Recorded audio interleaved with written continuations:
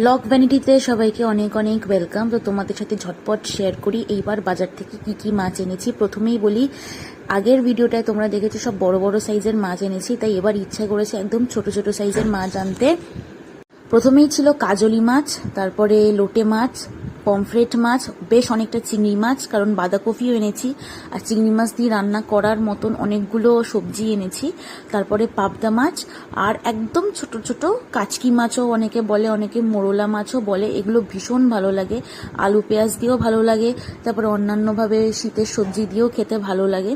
তো এই মাছগুলো এবার বুঝে বুঝে এনেছি। অনেক দিন ধরে এরকম ছোট সাইজের মাছ খুঁজছিলাম, চিংড়ি মাছগুলো ছাড়াতে দম বেরোবে, এখন আর কিছু করলাম না।